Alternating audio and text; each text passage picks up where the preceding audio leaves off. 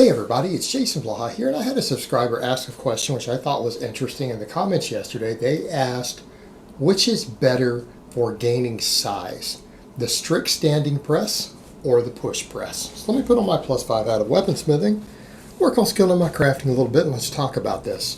And that is a very, very context-dependent question. And it's one of those questions where I can see why that would actually be difficult to answer and why someone would actually wonder that.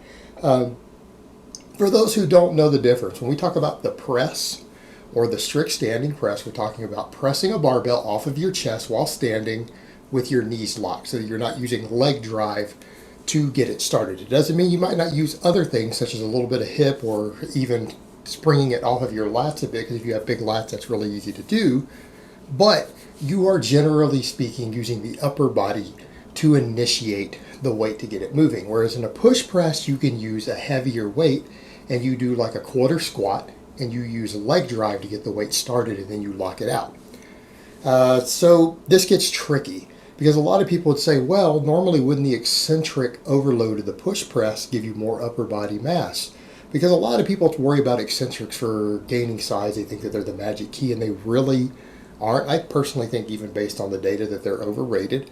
I'm not saying they can't help with muscle gains, but I'm saying they aren't necessary. And yeah, usually to get a significant growth stimulus from eccentrics in anything other than the short term, they need to be heavy. They need to be heavier than you can usually lift for the same number of reps. And a push press does allow you to do that. So arguably, particularly the triceps might actually get a little more mass on them from the push press. But I think what we need to understand is looking at this in the context of the total picture, because normally we would say with any exercise, the more muscles you use, the more muscle mass it puts on you. Is that fair? Fair enough to say? We all agree on that. We all agree on that. That's why a squat is better than a leg press, right? You will gain more muscle squatting than you will on a leg press because more muscles get involved. So the push press is the same sort of idea. You're using a little bit of quad, a little bit of hip, a little bit of glute, all of that to help you lift a heavier weight. The problem we run into is that really a lot of that becomes a performance-based situation, meaning I don't think the average lifter who's chasing purely hypertrophy, I don't know that the push press is really the answer. And the reason I say that has to do with where the extra emphasis goes. Because in the case of the push press, and I'll get into the performance benefits from it, there are athletes who the push press should be a primary exercise. Those chasing purely hypertrophy, I'm not so sure of that. Because the extra work you get on the push press comes from the quads, hips, glutes. However, if you're already squatting, you're going to get very, very, very little extra muscle growth in those areas. Because let's say you can squat 500 pounds and you can push press 300. Your push press is moving a lighter weight for a shorter range of motion than you would squat. So you might be getting 300 pounds started, but a 500 pound squatter can quarter squat a hell of a lot more than 500 pounds, and they can sure do more than 300. So in terms of total muscle fiber recruitment there, not particularly amazing for fatiguing a large number of fibers. However, it does still hit the upper threshold fibers. Now that's where we get into that important performance element. What exercise scientists have determined looking at various athletes, the push press actually carries over very, very well for athletes who need explosiveness. They need force production in their lower body. In fact, in some cases, some data has even suggested that it's even better than the squat. Now, it's not saying they shouldn't still be squatting, and people need to remember that. A lot of people don't realize a lot of world-class sprinters who actually do squat regularly, a lot of those sprinters are 500-plus pound squatters. There have, in fact, been Olympic-level sprinters who have been seen in the weight room squatting over 600 pounds. So just throwing that out there for those who aren't aware of that. When we start talking about strength and athleticism, you can't separate those two. Bigger, more power, or particularly more powerful and stronger athletes do better at jumping and running.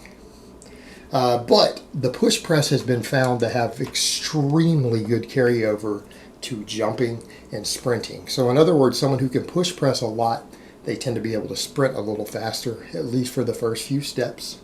They tend to be able to do a broad jump better. It carries over really, really well to these activities. So for that reason alone, it's useful. And then also it trains you to use your upper body with leg drive at the same times. So from a performance perspective, I think a lot of people understand how in any sort of contact sport, you think about the positions you hit in various contact sports, whether it's football or judo, wrestling, MMA, all sorts of things. This is a valuable exercise.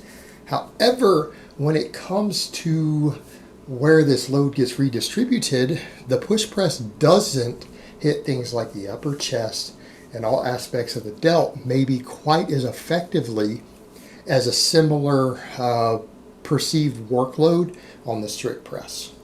And we come back to joint angle specificity. People who do a lot of push pressing oftentimes tend to be very weak at starting off the chest. So even for someone who wants to develop their push press, getting a strong strict press should be part of your foundation. And then when we come over to overall size, I don't think you get that much mass. If you're already squatting with a large amount of volume and frequency, the extra lower body gains aren't going to be very significant if they're at all from doing the push press. You might get a little more development. But when we think of in terms of what you might lose in terms of things like upper shoulders and delts, and granted, your triceps may grow more from the push press. That's arguable. I think triceps might actually grow more from a push press. Just looking at the biomechanics, the eccentric loading, and the way the triceps take that load. But I think your upper chest and your delts are probably going to get a little bit better development from the strict press. And that's because those muscles become your rate limiter. They become the limiting factor at the bottom of the exercise. And therefore, they get an enormous amount of stimulation from the very start, from the bottom, that first few inches, which is really what your lower body helps you get moving, and it does most of the work the first few inches on a push press. So you're really losing the bottom end of the exercise's strength, and that bottom end is really what gives you that whole development through this area right here. So for people who are chasing upper body gains from their overhead pressing, I'm going to go back and say the strict press is probably better. Now, does that mean you can't use both of them? Doesn't mean that at all. They're both fantastic exercises. And I think we could argue if someone wanted well-rounded muscular development, they wanted well-rounded performance, that I think these are exercises that have a place in your routine that both of them do. So I don't think you necessarily need to limit yourself to one. But what I will tell people is that you need to build your base on your overhead pressing off the strict press. Use it to build your base, and then later in you can add in the push press. But I would still recommend to most athletes, most lifters, again, depending upon your specific goals as to which one you want to give more priority, but I think particularly an intermediate or advanced lifter could really benefit from keeping both in their routine to some extent, because they are both fantastic exercises. They are slightly different goal oriented, and they're slightly different in where they distribute some of the workload. But they both have a lot of merit as exercises for a wide range of applications. All right, guys, well, that's really all I have to say on that today. I hope it's been informative, and I will talk to you guys next time.